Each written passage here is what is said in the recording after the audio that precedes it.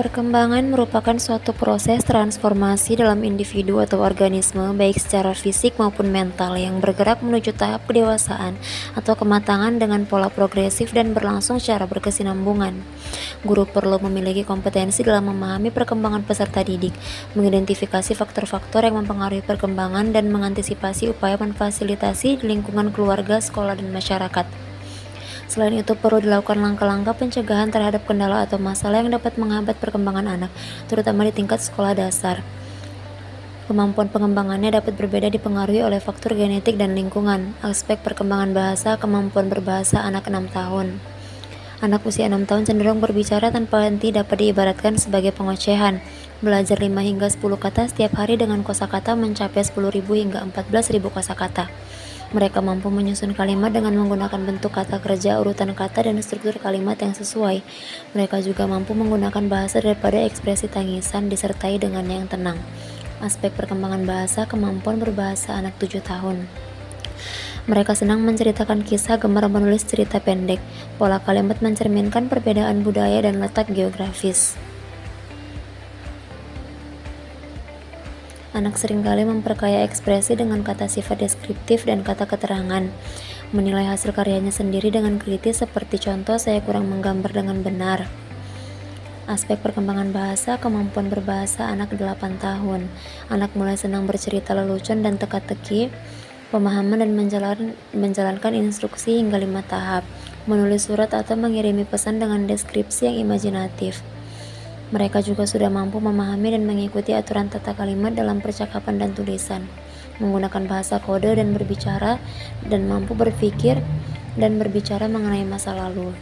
Aspek perkembangan bahasa, kemampuan berbahasa anak 9-10 tahun.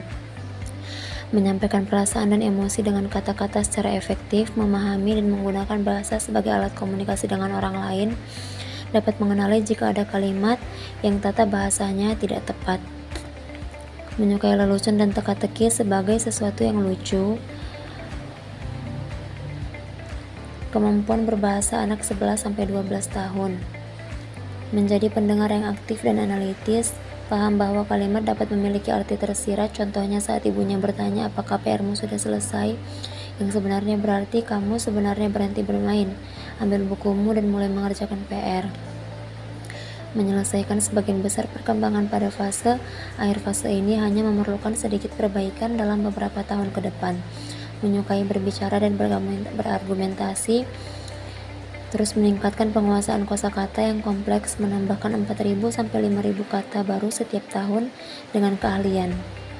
Karakter perkembangan belajar anak usia sekolah dasar. Beberapa orang tua menganggap bahwa masa awal menjadi siswa dianggap sebagai periode sulit dan menimbulkan tantangan. Perkembangan kepribadian yang unik dan mengejar kebebasan siswa menunjukkan perilaku sulit untuk diatur, memiliki kepala keras, tidak patuh. Ahli psikologi menyebut bahwa siswa awal sebagai usia kelompok di mana siswa belajar norma perilaku melalui interaksi dengan keluarga. Karena siswa terdorong oleh keinginan tahuan terhadap lingkungan mengekspresikan perilaku petualangan. Pada tahap ini terjadi perkembangan fisik dan motorik siswa dengan cepat, sementara kemampuan berbicara dan perbendaharaan katanya semakin berkembang. Siswa mulai menunjukkan minat pada diri sendiri. Seiring dengan berkembangnya kognitif, siswa yang cenderung menyenangi diri sendiri akan mengalami berbagai emosi. Karakteristik masa perkembangan anak akhir 6-12 tahun dapat dijelaskan dengan beberapa label yang diberikan oleh ahli psikologi, orang tua, dan pendidik. Beradaptasi dengan lingkungan yang baru, penuh dengan teman-teman yang belum dikenal sebelumnya. Dalam situasi seperti ini, siswa biasanya mengalami ketidakseimbangan perilaku yang dikenal sebagai. Pada usia akhir, siswa di hiburan yang diminati melibatkan ketertarikan pada membaca, terutama buku dan majalah siswa, khususnya cerita petualangan dan tokoh pahlawan yang diidolakan. Mereka juga menikmati mendengarkan radio dan menonton televisi. Pada tahap ini, fokus utama siswa adalah mendapatkan persetujuan dari teman sebaya sebagai anggota kelompok mereka.